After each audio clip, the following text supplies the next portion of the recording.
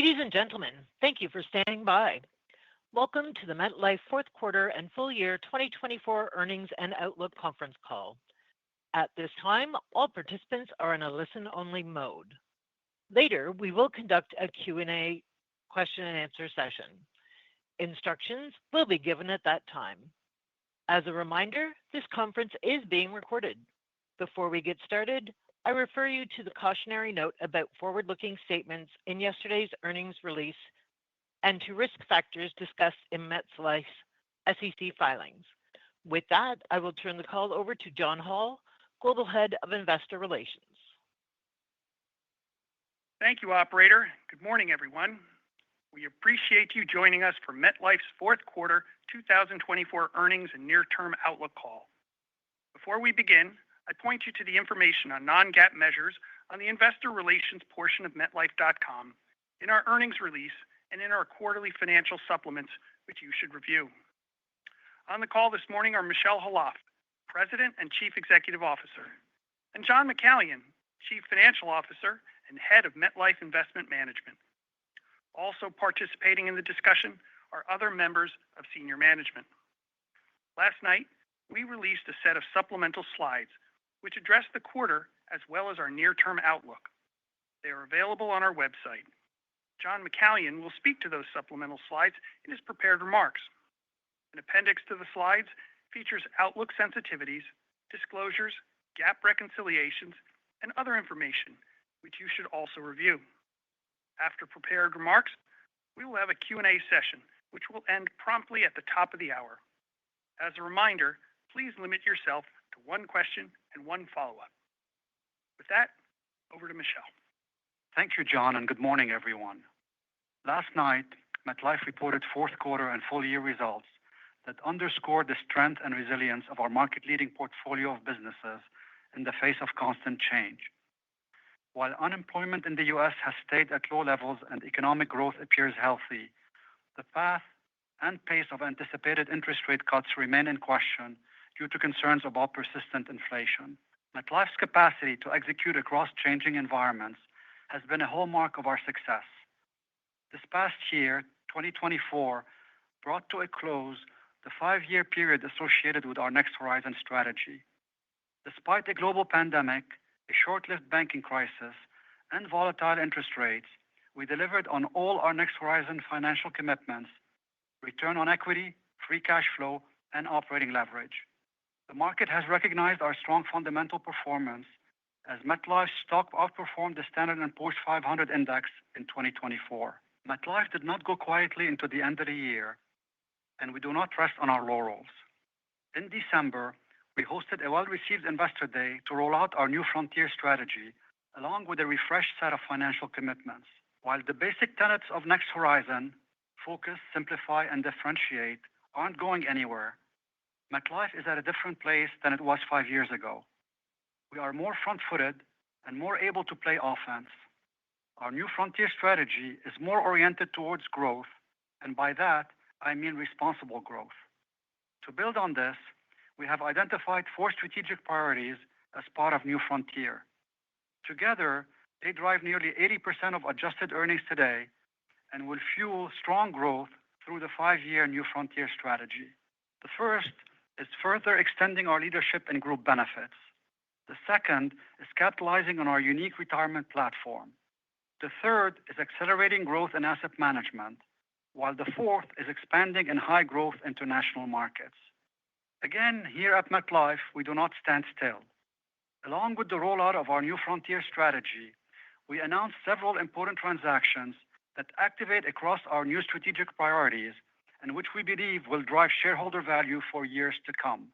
In December, MetLife and General Atlantic announced the formation of Chariot Re, which will be a Bermuda-based life and annuity reinsurance company. We anticipate a combined equity investment of over $1 billion and that Chubb will join us as an anchor investor. Chariot Re will serve the growing demand for life and retirement solutions around the world. The strategic use of reinsurance allows us to position MetLife to capture the growth in these trends and add to enterprise value. Chariot Re will also leverage MetLife's deep insurance and investing expertise, as well as the investment capabilities of General Atlantic. Also in December, we announced an agreement to acquire PineBridge Investments, a leading global asset manager with approximately $100 billion in assets under management. PineBridge will substantially add to MetLife Investment Management by expanding its public and private credit offerings, especially on an international basis. Finally, MIM signed an agreement to acquire the high yield and bank loan, the strategic fixed income, and the small cap equity teams from Mesirow Financial, with about $6 billion of assets managed by those teams. Our new frontier strategy is more than just words on a page. To measure our progress and hold ourselves accountable, we have established new 5-year commitments. We have introduced adjusted earnings per share as a new metric for MetLife. We are committed to achieving double-digit adjusted EPS growth over the course of the new frontier period, with 60% driven by business and margin growth, and the balance from disciplined capital management. We have increased our adjusted return on equity target range to 15 to 17%, up from our previous target range of 13 to 15%. We have also committed to cut another 100 basis points from our prior direct expense ratio target of 12.3% during the 5-year period. And finally, we have committed to $25 billion of free cash flow over the 5-year period, up from our prior 5-year $20 billion commitment. You'll see when John discusses our 2025 outlook, these commitments are in alignment with our expectation for the near term.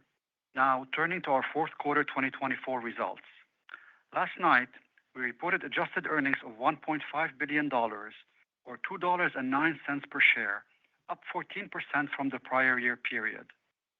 Excluding notable items in both periods, we reported adjusted earnings of $2.08 per share, up 8%.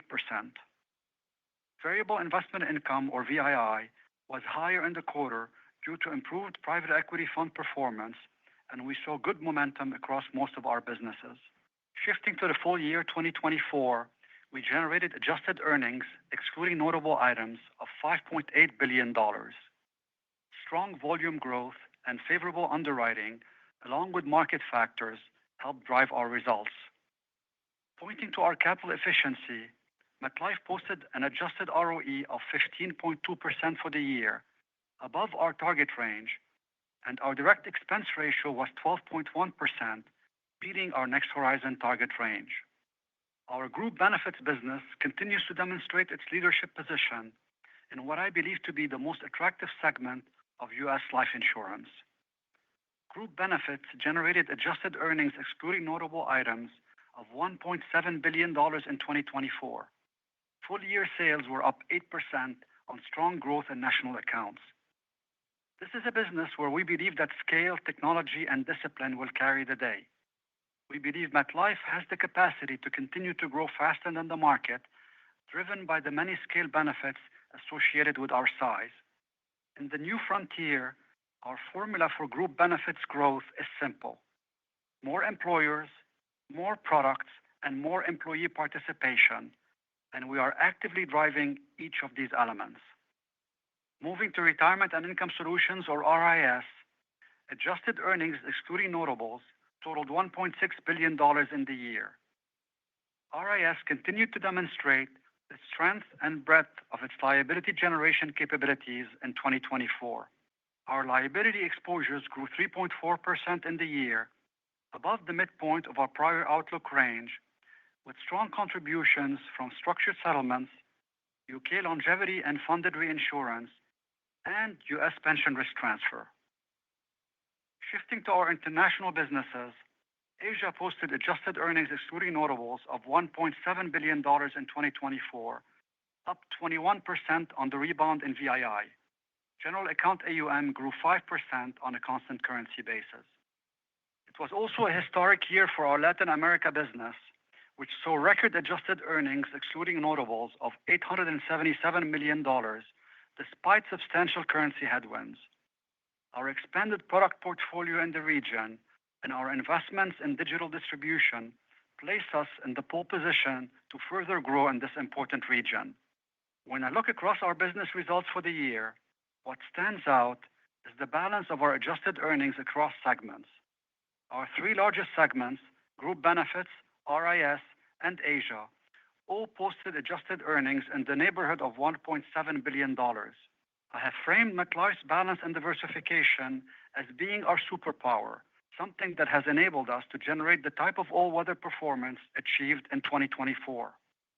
Moving to capital management, in the fourth quarter, our buyback activity was restricted due to pending announcements. In total, we still repurchased nearly $400 million of our common stock in the fourth quarter. We have started the new year strong, having repurchased roughly $470 million of our common stock in January. For the full year 2024, we returned approximately $4.7 billion to shareholders through $3.2 billion of our common stock repurchases and $1.5 billion of common stock dividends. In closing, 2024 marks the end of Next Horizon and the beginning of New Frontier, where we are starting from a position of strength and with a greater emphasis on responsible growth. MetLife operates in highly attractive markets with deep competitive moats that we've constructed carefully over time, and we are poised to capitalize on the many global tailwinds which have informed our New Frontier strategy. Met is well positioned to deliver strong, responsible growth, attractive returns, and with lower risk. Not one or the other, but all three. And that is MetLife's unique value proposition. Now I'll turn it over to John to cover our performance and outlook in greater detail. Thank you, Michelle, and good morning, everyone. I will start with the 4Q24 supplemental slides, which covers highlights of our financial performance, including an update on our liquidity and capital position. In addition, I will discuss our near-term outlook. Starting on page 3, we provide a comparison of net income to adjusted earnings in the fourth quarter and full year of 2024. Net income was $1.2 billion and $4.2 billion for the fourth quarter and full year of 24, respectively. The difference between net income and adjusted earnings is attributable to net derivative losses, primarily due to the rise in long-term interest rates and the strengthening of the U.S. dollar. That said, derivative losses were partially offset by market risk benefit, or MRB, remeasurement gains due to higher interest rates. In addition, net investment losses were largely the result of normal trading activity on the portfolio in a rising interest rate environment, and credit remained stable. As highlighted on the bottom of the page, we had two notable items in the current quarter that net to a positive impact to adjusted earnings of $10 million. This was primarily due to interest associated with a tax refund, partially offset by higher asbestos litigation reserves in the quarter. On page 4, we provide a year-over-year comparison of fourth quarter adjusted earnings by segment, excluding total notable items in both periods. Adjusted earnings, excluding total notable items, were $1.4 billion, up 1% and 3% on a constant currency basis. The increase was primarily driven by higher variable investment income and solid volume growth, which were partially offset by less favorable recurring interest and expense margins compared to the previous year. Adjusted earnings per share, excluding total notable items, were $2.08, up 8% and 10% on a constant currency basis. Moving to the businesses, Group Benefits adjusted earnings were $416 million, down 11% from the prior year quarter. The key driver was less favorable non-medical health underwriting margins compared to the prior year. The non-medical health interest-adjusted benefit ratio was 71.8%, although above prior year, was in line with expectations and within our annual target range of 69 to 74%. The group life mortality ratio was 83.2% for the quarter. For the full year, the ratio was 84.5% at the bottom end of our 2024 target range of 84 to 89%. Turning to the top line, Group Benefits adjusted PFOs on a full year basis were up 4% year over year. Taking participating contracts into account, which dampened growth by roughly 100 basis points, the underlying PFOs were up approximately 5% year over year, within our 2024 target growth range of 4 to 6%. RAS adjusted earnings were $386 million in 4Q of 24, down 8% year over year. The primary drivers were lower recurring interest margins and less favorable underwriting, partially offset by higher variable investment income. Solid volume growth also contributed to the year-over-year results. RIS total investment spreads were 112 basis points in the fourth quarter, up 6 basis points sequentially, mainly due to higher variable investment income, as our core spread remained flat at 108 basis points, consistent with expectations. RIS adjusted PFOs were up 26%, primarily driven by growth across several products, most notably PRT, including UK-funded reinsurance. As we highlighted at Investor Day, we completed our inaugural funded reinsurance transaction for approximately $300 million, demonstrating the successful relationships that we have built with leading UK insurers. This brings our total PRT inflows for both the U.S. and UK combined to approximately $6.7 billion for 2024. Moving to Asia, adjusted earnings were $443 million, up 50% and 52% on a constant currency basis, primarily due to higher variable investment income and favorable underwriting margins, which included positive reserve refinements that benefited adjusted earnings by roughly $30 million. For Asia's full year 2024 key growth metrics, general account assets under management on an amortized cost basis were up 5% year-over-year on a constant currency basis, and sales were down 5% on a constant currency basis versus 2023. Lower Japan sales were partially offset by other Asia markets, which were up 21%, most notably due to solid growth in Korea, India, and China.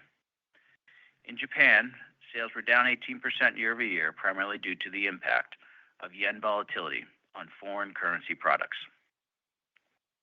Latin America adjusted earnings were $201 million, down 3%, but up 10% on a constant currency basis, primarily due to higher volume growth across the region, partially offset by lower Chilean and Encaje returns versus a strong Q4 23.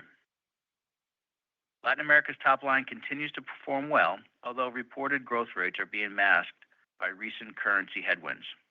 Adjusted PFOs were down 3%, but up 9% on a constant currency basis, driven by strong growth and solid persistency across the region. EMEA adjusted earnings were $59 million, up 26% and 31% on a constant currency basis, primarily driven by solid volume growth and lower tax charges in the quarter. This was partially offset by less favorable expense margins and underwriting margins year-over-year. EMEA adjusted PFOs were up 10% and 13% on a constant currency basis, reflecting strong sales across the region. MetLife Holdings adjusted earnings were $153 million, down 2%, largely driven by foregone earnings as a result of the reinsurance transaction that closed in November of 2023. Favorable life underwriting was a partial offset. Corporate and other adjusted loss was $209 million versus an adjusted loss of $156 million in the prior year. Higher expenses and taxes were partially offset by higher variable investment income year-over-year. The company's effective tax rate on adjusted earnings in the quarter was 23.5%, modestly below our 2024 guidance range of 24 to 26%. On page 5, this chart reflects our pre-tax variable investment income for the 4 quarters and full year of 2024. Variable investment income was $293 million in Q4, driven by the private equity portfolio, which had an average return of 1.8% in the quarter. Our real estate and other funds had an average return of essentially zero in the quarter. As a reminder, PE and real estate and other funds are reported on a one-quarter lag and accounted for on a mark-to-market basis. For the full year, variable investment income, or VII, was $1 billion, below our 2024 target of approximately $1.5 billion, but well ahead of the prior year.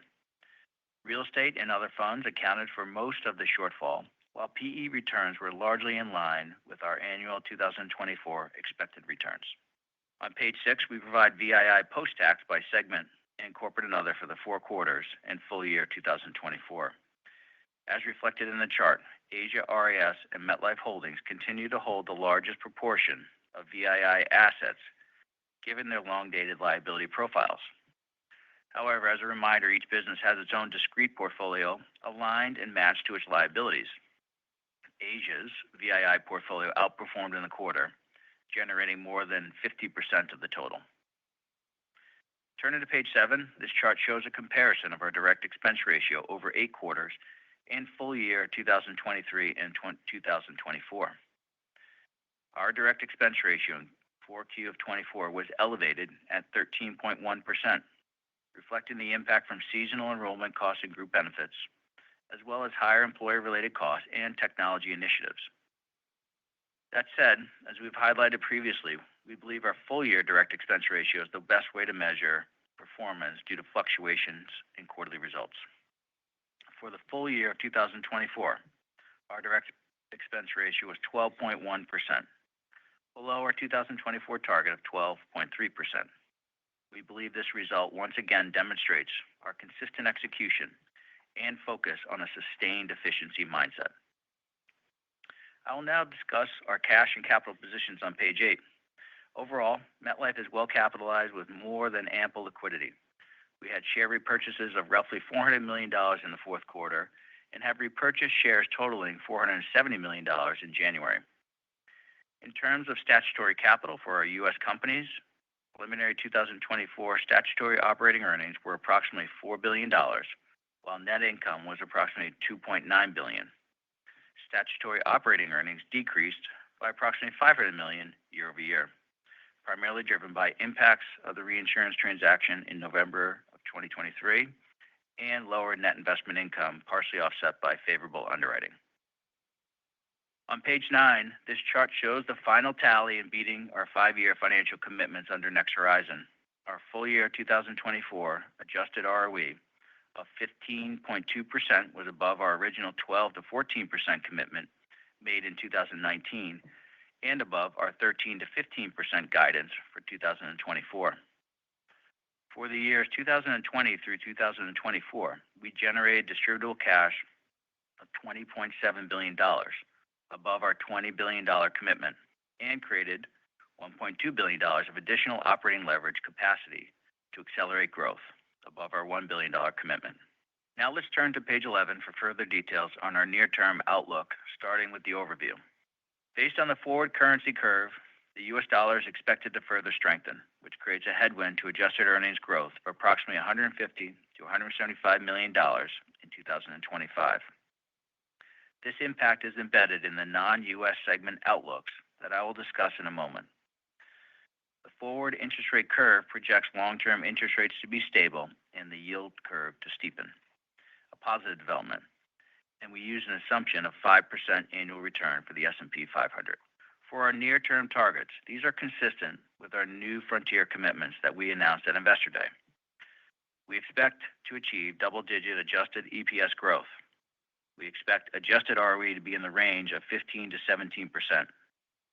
We expect to maintain our 2-year average free cash flow ratio of 65 to 75% of adjusted earnings, which supports our 5-year commitment to generate $25 billion plus of free cash flow. Also, given our continued focus on expense discipline, we target reducing our expense ratio down 100 basis points to 11.3% by 2029.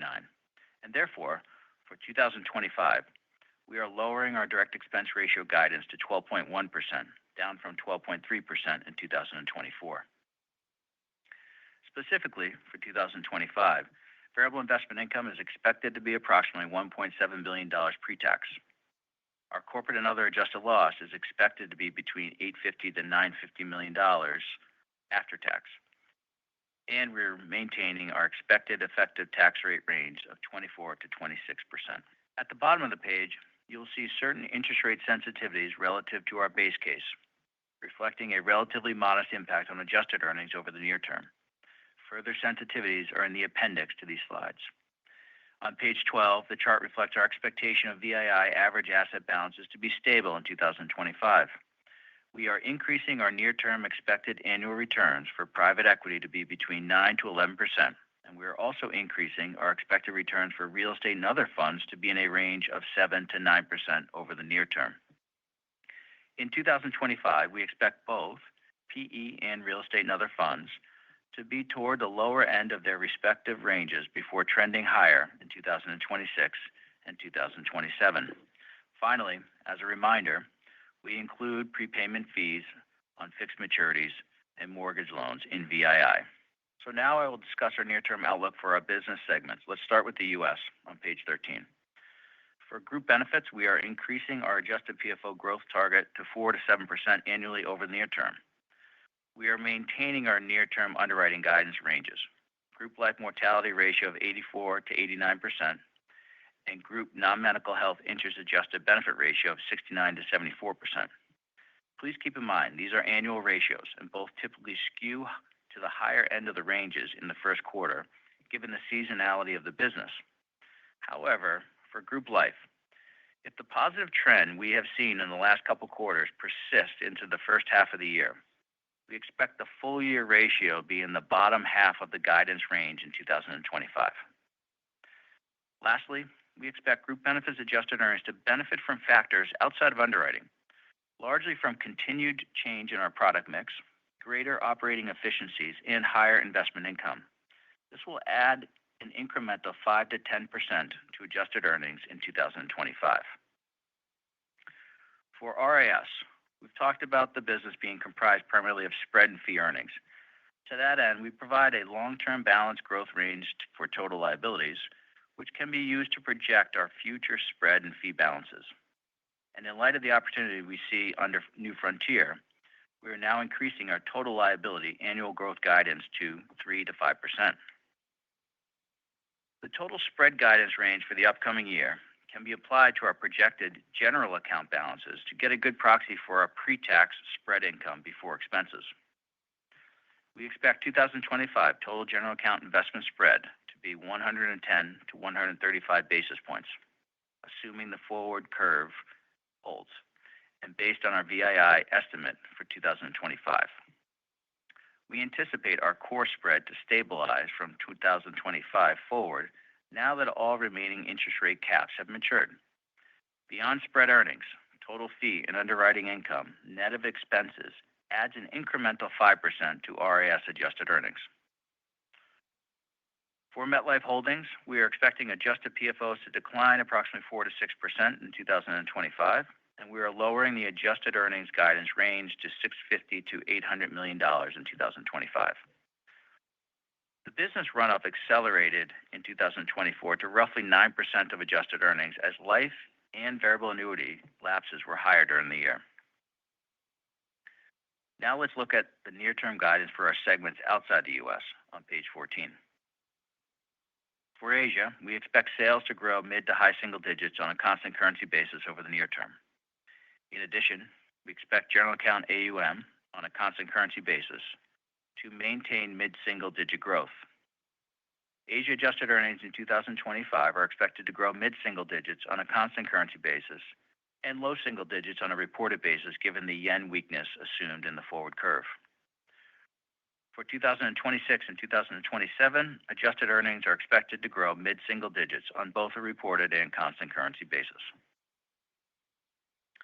For Latin America, we expect both adjusted PFOs and adjusted earnings in 2025 to grow high single digits on a constant currency basis and flat on a reported basis given the forward currency rates, which assumes Mexican and Chilean pesos weaken in 2025.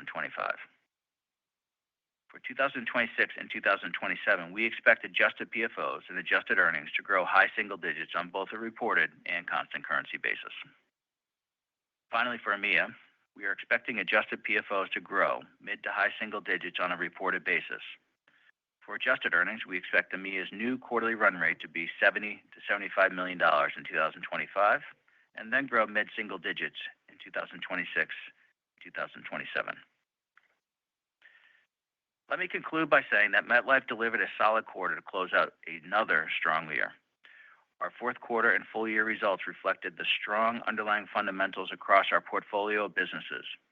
We continue to move forward from a position of strength with a strong balance sheet, recurring free cash flow generation, and a diversified set of market-leading businesses. As we complete the final leg of our Next Horizon journey, we are pleased to have exceeded all the commitments that we made. Now, as we forge our way into the New Frontier, our strategic priorities position us well to deliver on our unique value proposition, of accelerating responsible growth and generating attractive returns with lower risk. And with that, I'll turn the call back to the operator for your questions. Thank you. The floor is now open for questions. If you have dialed in and would like to ask a question, please press star one on your telephone keypad to raise your hand and join the queue. If you would like to withdraw your question, simply press star one again. If you have called upon to ask your question and are listening via loudspeaker on your device, please pick up your handset and ensure that your phone is not on mute when asking your question. Again, press star one to join the queue. Your first question comes from the line of Ryan Krueger with KBW. Please go ahead. Hey, thanks. Good morning. My first question was for Rami on group. Can you give some additional details and color on 1/1 renewals, what you saw in terms of competition, pricing, and any other factors you'd highlight?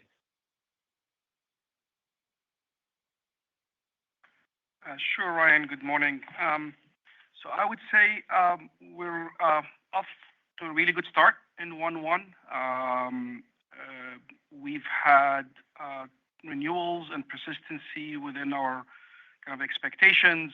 We're particularly pleased with the renewal actions on the dental business, which we've talked about before in terms of getting our targeted rate actions, as well as maintaining very strong persistency. So off to a really strong start in 1/1. And that's part of the reason why we really also feel good about taking our PFO guidance range from 4 to 7, which is a 1-point increase from where we were last year. Thanks. And then a question on the, I guess, somewhat broader question on the PRT market. There were a number of lawsuits targeted against one specific provider and plan sponsors that shows them it's gotten expanded to a couple more. Met has not been involved in this at this point, but I guess just curious, are you starting to see any level of cooling in that market as plan sponsors might be more concerned about this lawsuit activity, or is it not really having much of an impact for you guys at this point? Hey, Ryan, it's Rami here again. Look, it's very hard to forecast what and if any impact this is going to have on the market. What may be helpful is just to share with you what we're seeing as of now, right? So one, this is a very well-established market. It does operate within the rules and regulations which govern plan sponsors' responsibilities and a very robust solvency regulation which govern insurance companies. And within that context, the PRT products offer a really valuable solution to plan sponsors and retirees.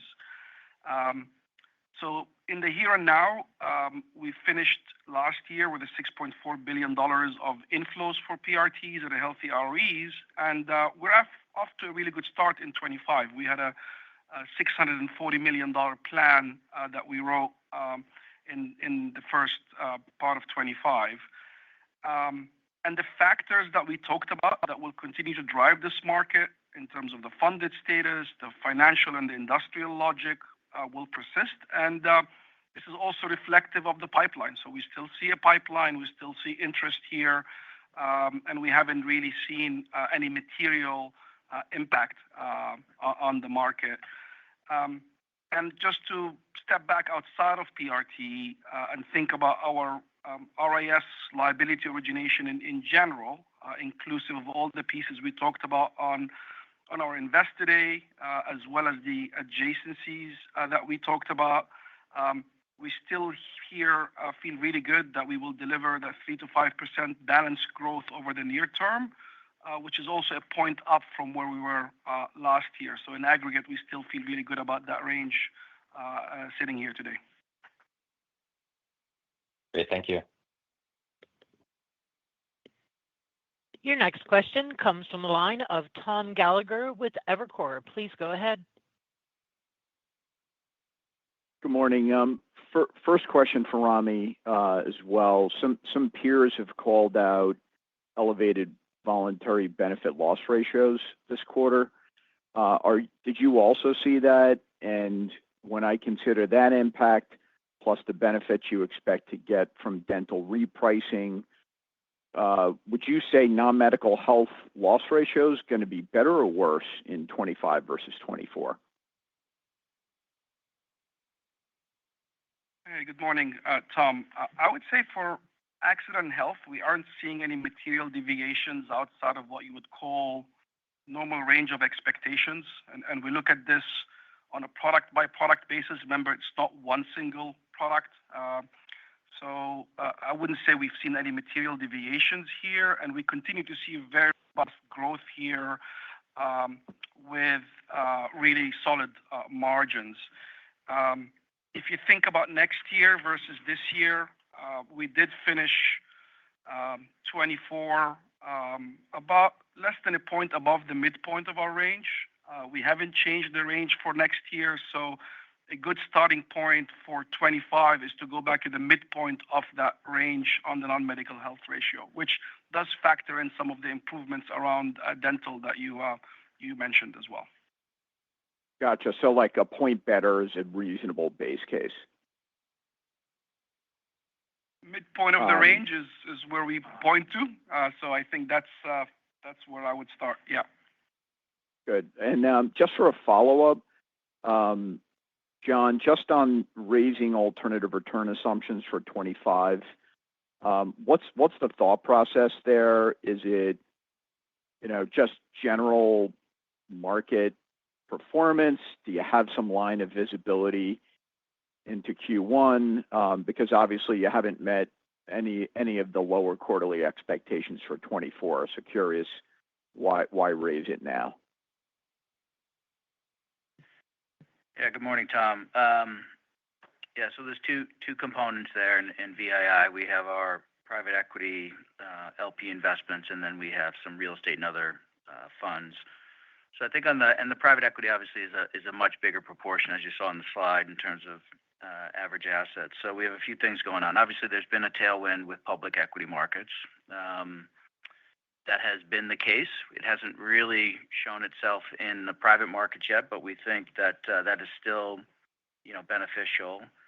Our sense is that the underlying operating companies are benefiting from that.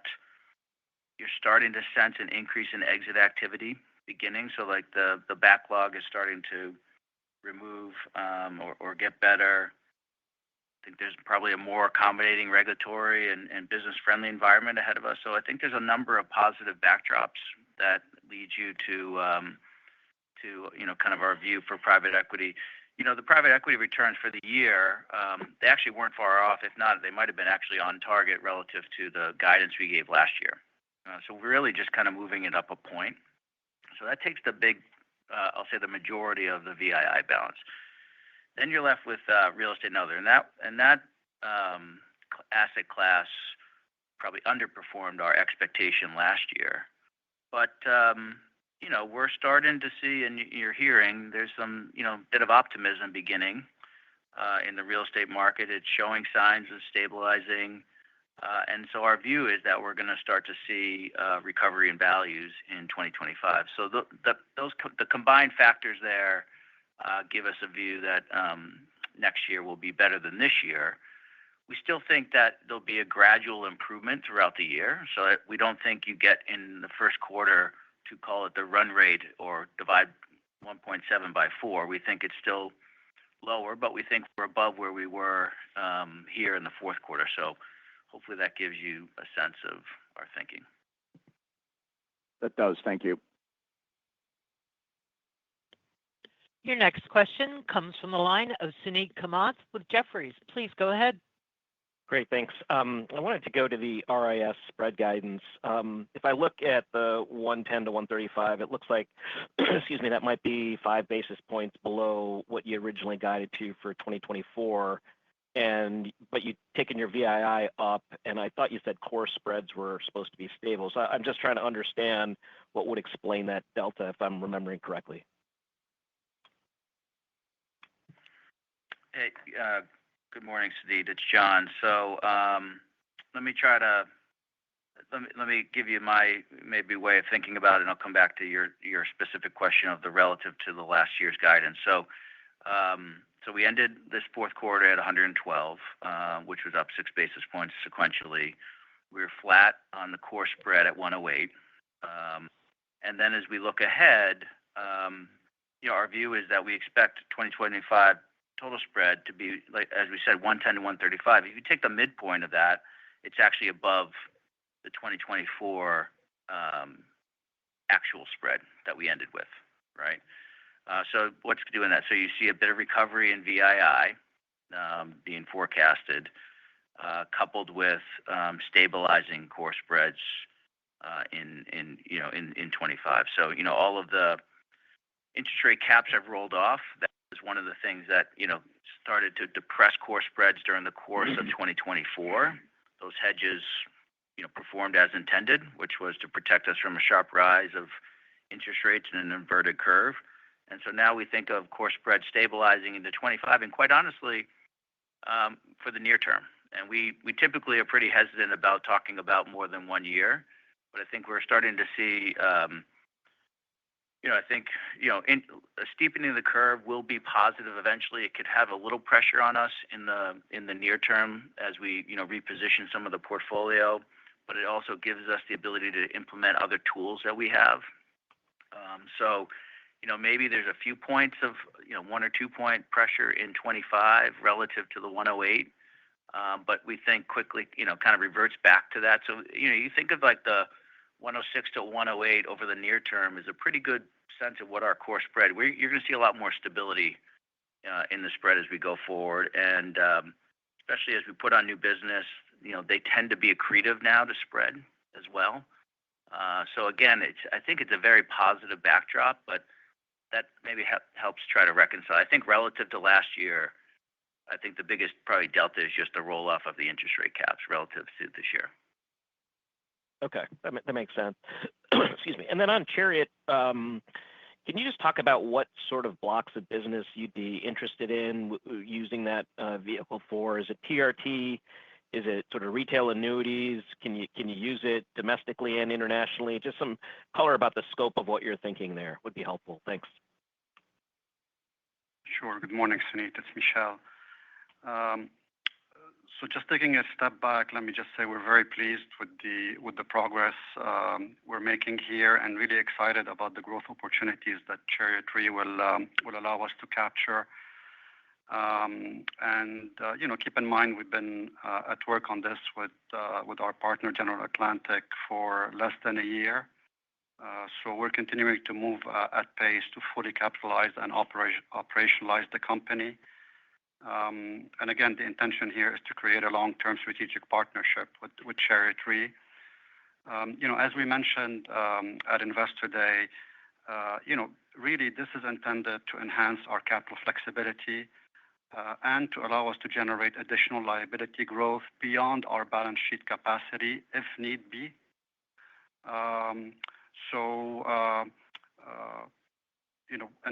the other aspect to this is that it will allow us to convert this additional growth into high value earnings for MEM as well. I think we said also that the intention here is that for the first few years the liabilities will be sourced through MetLife, but the possibility does exist that down the road, Chariot Re may reinsure liabilities from third parties as well. And the liabilities sourced through MetLife, include sort of PRT and other liabilities sourced by RIS, as well as potentially Japan liabilities. So hopefully this gives you a bit of color. Okay, thanks. Your next question comes from the line of Alex Scott with Barclays. Please go ahead. Hey, good morning. First one I had for you is actually on MetLife Investment Management. I'm sure you saw there was a news article suggesting that maybe Brighthouse Financial would potentially look to sell itself. And I'm not asking you to opine on that, but what I'm more interested in is if you could, frame for us, what kind of impact you could potentially have in MetLife Investment Management if, an asset manager, one of these private equity-backed companies, engaged there and were interested in managing general account, how would that affect potentially your positioning? Like how much money do you make off their general account management, et cetera? Hey, Alex, good morning. It's John. I think first thing is, we don't comment on specific client P&Ls, so probably won't get that out of me today. But look, they're an excellent customer and client of ours. We take pride in the fact that we have them as a customer, and particularly given our historical relationship and the historical and personal relationships we all have, I think it's a prized client for us, and we really value it. We've read the papers as well and heard that as well, and so look, we've had other situations over time occur. We think we offer a unique value proposition and provide some unique capabilities. That's what we've been building here in MetLife Investment Management, and we continue to do that. We're looking to grow our capabilities, and you saw that most recently in some of the announcements that we made. So we think we have a unique offering. Having said that, we recognize that things can change over time, and we think we're a well diversified client base, and we'll have to manage things as they come. But we are pretty excited about the things that we have to offer. Got it. Totally understand.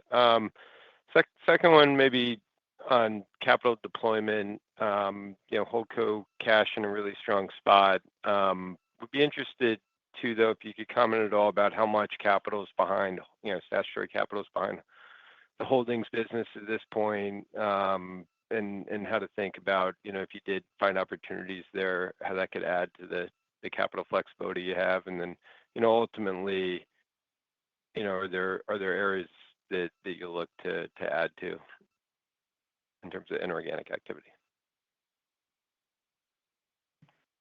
Yeah. Hey, Alex, it's John.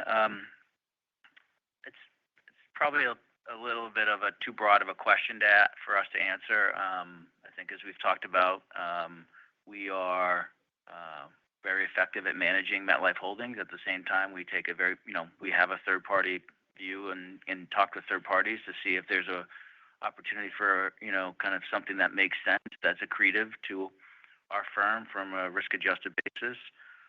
There's a lot of different variables and factors that go into the outcomes or the items that drive value creation. So it's probably a little hard to kind of give that broad answer. Also, there's diversification benefits we have to consider as well and things like that. So at the end of the day, it's been performing very well for us. When we think there's an opportunity, you've seen us take action. If not, there's no burning platform for us, and we're happy to manage this, effectively ourselves. We think we have the unique capabilities to do that. Got it. Thank you. Your next question comes from the line of Wes Carmichael with Autonomous Research. Please go ahead. Hey, good morning. Thank you. And maybe just following up on the last question and maybe a little bit less broad, but particularly on long-term care, and haven't gotten a lot of attention lately, but I think last quarter you made some comments on the risk transfer market that seemed somewhat constructive. And I'm just curious if there's any further developments there in terms of pricing or bid ask. And just maybe if I think about that block in particular, how does long-term care kind of flow into the free cash flow conversion ratio for the company? Because I know a lot of the runoff and holdings has pretty high cash flow profile.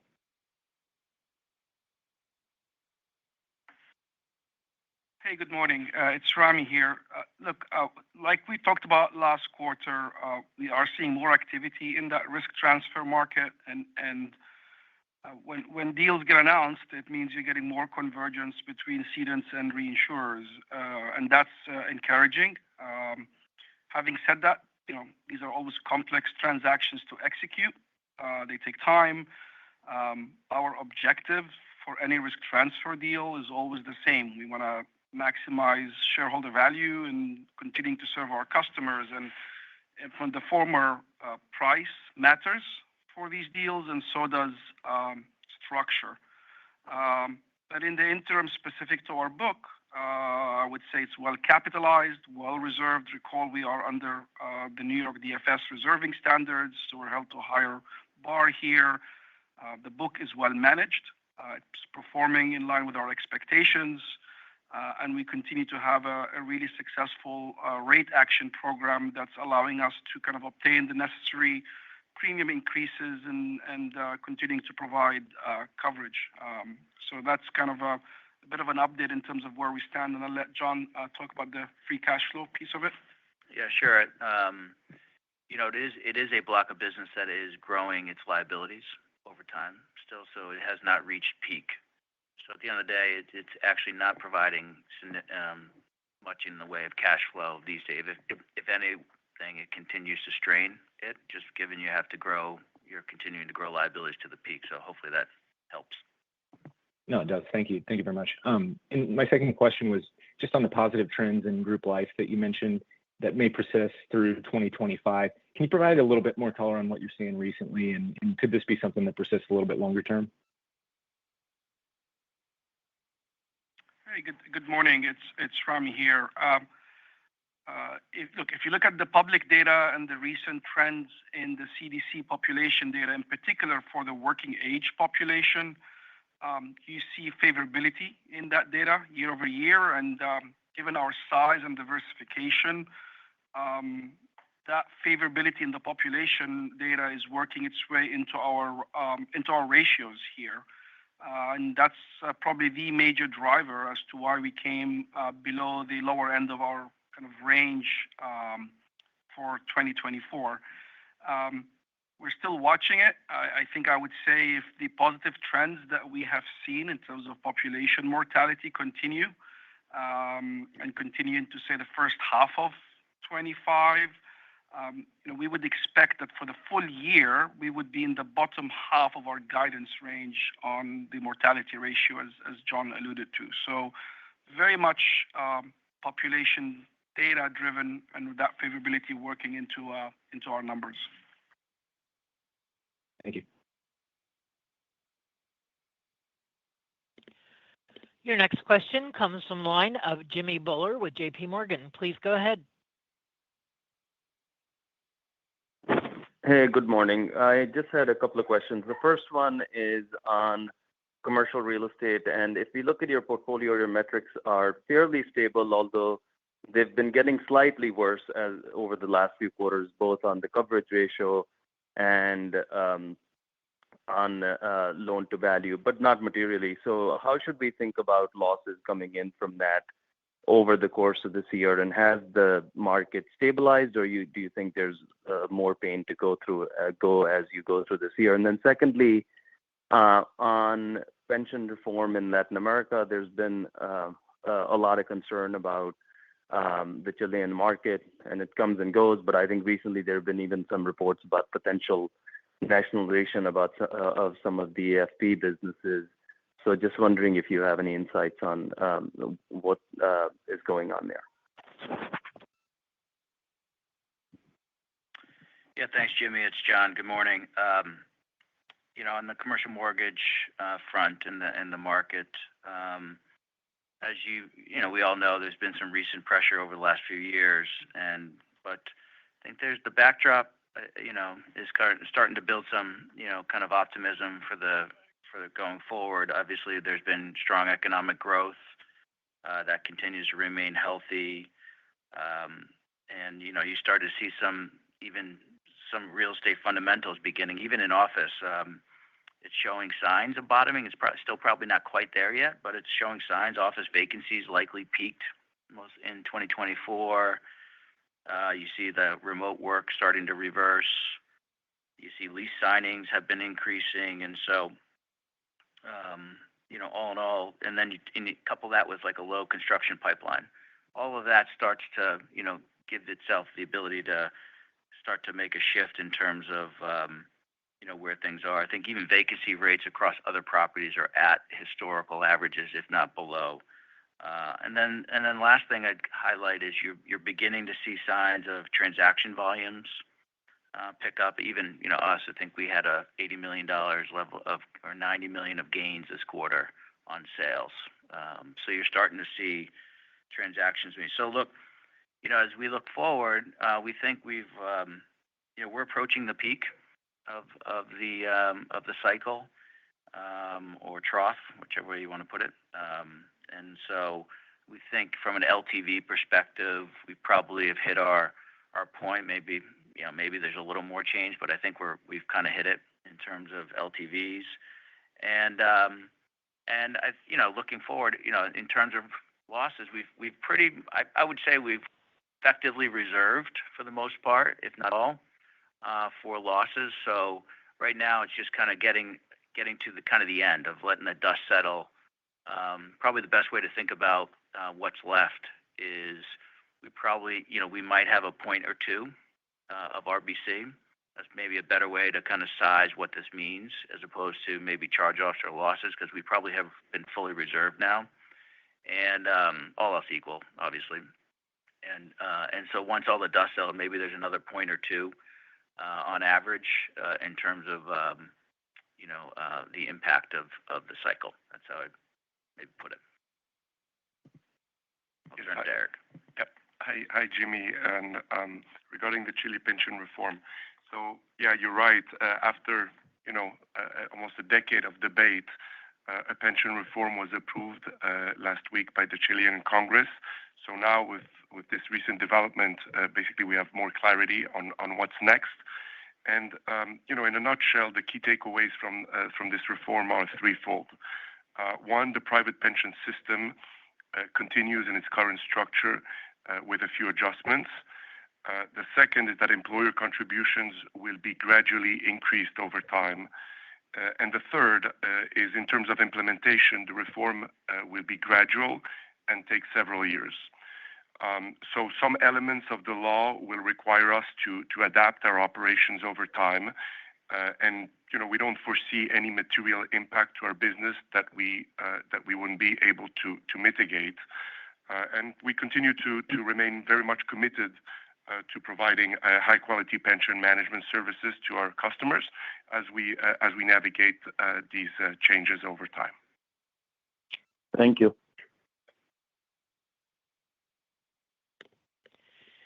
Due to time constraints, our last question comes from the line of Elyse Greenspan with Wells Fargo. Please go ahead. Hi, thanks.